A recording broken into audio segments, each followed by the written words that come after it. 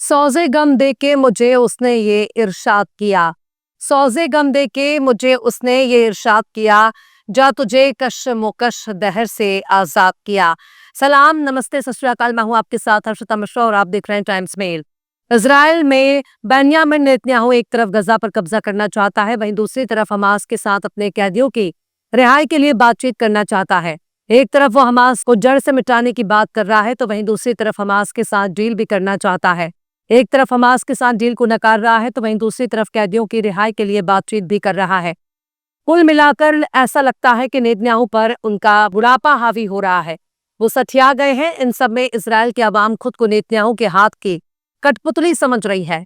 खुद Israeli military का chief Netanyahu को इजराइल की फौज के खिलाफ देख रहा है। दुनिया इसे नेतन्याहू और फौज के बीच बगावत के तौर पर देख रही है, पर असल बगावत तो इजराइल के भीतर नजर आ रही है।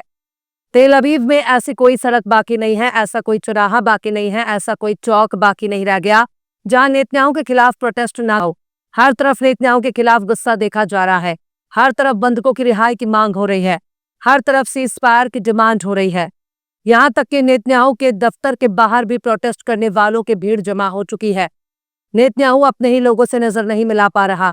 वहीं दूसरी तरफ इजरायली मिलिट्री के चीफ इयाल जमीर नेतन्याहू को हमास के साथ डील की शराइत को मंजूर करने के लिए कह रहा है। वो कह रहा है कि डील टेबल पर रखी हुई है, नेतन्याहू को ये डील मंजूर कर लेनी चाहिए, लेकिन नेतन्याहू आनाकानी कर रहा है। नेतन्याहू गजा में रिपोर्टिंग कर रहे पत्रकारों को चुन चुन कर मार रहा है, उनका कत्ल कर रहा है, गजा में जेनोसाइड कर रहा है।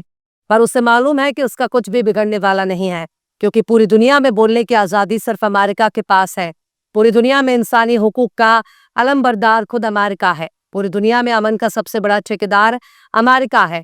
पूरी दुनिया में सबसे बड़ा शांति दूत अमेरिका है और अमेरिका का हाथ नेतन्याहू के कंधे पर है।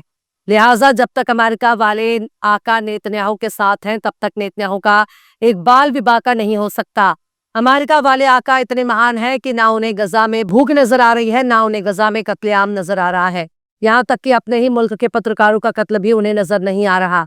जिन अमेरिकी चैनलों के पत्रकार गजा में मारे जा रहे हैं, इजराइल जिनका कत्ल कर रहा है, उनकी लाशें भी डोनाल्ड ट्रंप को नजर नहीं आ रही हैं।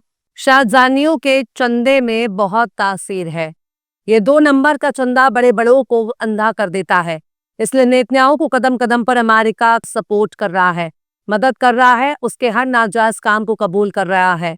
एक तो पहले से ही इजराइल के लोग नेतन्याहू के खिलाफ नजर आ रहे थे, लेकिन जब से हमास ने इजराइल में घुसकर इजरायली लोगों को कैदी बनाया, तब से ही इजराइल के लोग अपने ही कैदी बनाए गए लोगों को छुड़ाने के लिए नेतन्याहू की सरकार से गुजारिश कर रहे हैं।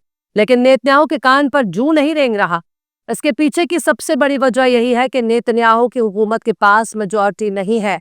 लिहाजा वो दूसरी पार्टियों के कंधे पर अपनी कुर्सी टिकाकर बैठा है और किसी भी सीज फायर डील के होने पर वही नेता नेतन्याहू की हुकूमत को छोड़ देंगे, जिसकी वजह से नेतन्याहू का वजीर आजम बने रहना मुश्किल हो जाएगा।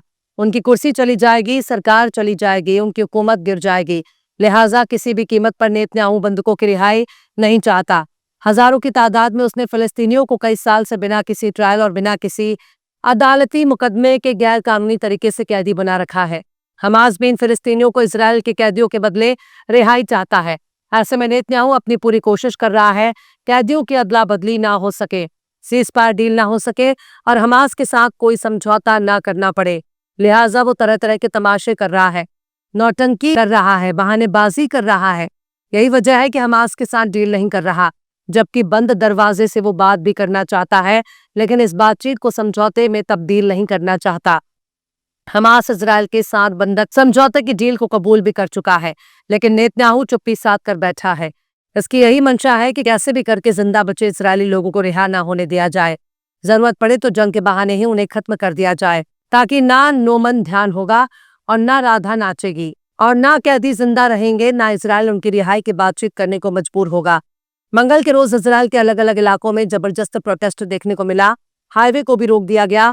इजरायलियों ने इजराइल के मंत्रियों के घर के बाहर भी प्रोटेस्ट किया।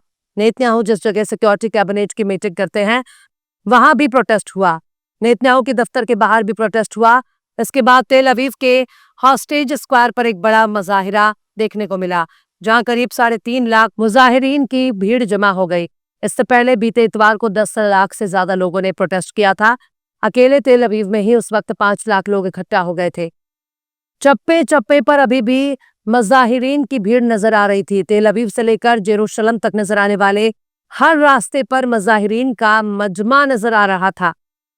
टायर जलाकर रास्ता रोक दिया गया। जैसे ही बेंयामिन नेतन्याहू ने अपने जेरूशलम के दफ्तर में सिक्योरिटी कैबिनेट की मीटिंग बुलाई, वैसे ही दफ्तर के बाहर बड़ी तादाद में मज़ाहिरीन का जमावड़ा देखने को मिला, जिसकी वजह से सिक्योरिटी कैबिनेट की मीटिंग में वोटिंग ना हो सकी और ना ही सीज़फायर को लेकर कोई चर्चा हो पाई। एक कैदी रोम ब्रिस्लावस्की के वालिद ऑफिर ब्रिस्लावस्की ने मज़ाहिरीन से कहा कि अब वजीर आजम पर उन्हें भरोसा नहीं है, क्योंकि करीब 2 साल के बाद भी उनका बेटा वापस नहीं लौटा। उनका बेटा मर रहा है, मैं अपने लड़के को बैग में लेकर नहीं आना चाहता। अभी बीते महीने ही फिलिस्तीनी इस्लामी जिहाद ने रोम ब्रिस्लावस्की का एक फुटेज जारी किया था, जिसमें वो दुबला पतला और कमजोर नजर आ रहा था। उसके वालिद ने कहा कि वो वीडियो होलोकास्ट से भी भयानक था, लेकिन फुटेज के बावजूद सरकार कुछ नहीं कर रही। हम 2 साल से इंतजार कर रहे हैं, मानो नेतन्याहू जानबूझकर ऐसा कर रहे हैं। मुझे अब किसी पर भरोसा नहीं, मुझे वजीर आजम पर भरोसा नहीं, मुझे सरकार पर भरोसा नहीं, मुझे बस एक ही शख्स पर भरोसा है और वो है इजरायली डिफेंस फोर्स के chief of staff lieutenant general Eyal Zamir. मतलब बिल्कुल साफ है, कैदियों के घर वाले, उनके माँ बाप को, उनके रिश्तेदारों को, उनके यार दोस्तों को नेतन्याहू पर बिल्कुल भी भरोसा नहीं रह गया। वहीं आईडीएफ के चीफ ऑफ स्टाफ एयाल जमीर ने इतवार को कहा कि फौज ने गजा में हमास के साथ कैदी समझौते के लिए हालात को तैयार कर दिया है। बंद कमरे में उन्होंने कहा कि सरकार को करारदाद कबूल करना होगा। ताहम सीनियर इजरायली हुक्काम ने कहा कि रिहाई का मरहला और फ्रेमवर्क जिसे हमास ने पिछले हफ्ते कबूल किया था, अब उसका कोई मतलब नहीं रह गया। इजरायली चैनल न्यूज 13 के मुताबिक एयाल जमीर ने हाइफा नेवल बेस का दौरा करते वक्त कहा कि एक समझौता हो चुका है, ये विटकॉफ का बेहतरीन फ्रेमवर्क है जो अब नेतन्याहू के हाथों में है। उन्होंने ये भी कहा कि गजा शहर पर कब्जा करने से कैदियों की जान को बहुत खतरा है। इजरायली मिलिट्री फोर्स के जरिए जारी की गई ऑफिशियल स्टेटमेंट में एयाल जमीर ने कहा कि मिलिट्री ने गजा में हमास के खिलाफ मिलिट्री ऑपरेशन का मकसद पूरा कर लिया है और मिलिट्री दबाव के नतीजे में हमने कैदियों की रिहाई के हालात को तैयार कर दिया है। यानी इजरायली मिलिट्री ने ऐसे हालात तैयार कर दिए कि नेतन्याहू को हमास के साथ बात कर लेना चाहिए ताकि कैदियों को छुड़ाया जा सके।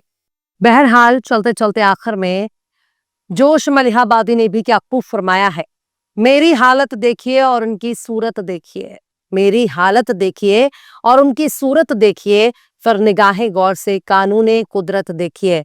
फिलहाल इस खबर में बस इतना ही। इस पूरी खबर को शम्स तबरेज ने लिखा है, जिन्हें आप ट्विटर पर भी फॉलो कर सकते हैं। ट्विटर हैंडल है @शम्स तबरेज कासी। ये वीडियो आपको कैसा लगा कमेंट बॉक्स में जरूर से बताइएगा। वीडियो पसंद आए तो लाइक करें, शेयर करें और बेबाक निष्पक्ष स्वतंत्र पत्रकारिता को सपोर्ट करने के लिए आप हमारे चैनल टाइम्स मेल को जरूर से सब्सक्राइब करें और हाँ, बेल आइकन की घंटी वाली बटन भी आप जरूर से दबा दें ताकि आपको हमारे आने वाले नए वीडियो की नोटिफिकेशन फौरन ही मिल जाए। फिर मिलता है किसी और वीडियो में एक नई खबर के साथ। हर्षिता मिश्रा को दीजिए इजाजत। जय हिंद। अगर अभी तक आपने हमारे चैनल टाइम्स मेल को सब्सक्राइब नहीं किया है तो जल्दी से सब्सक्राइब कर दें और बेल आइकन भी प्रेस कर दें।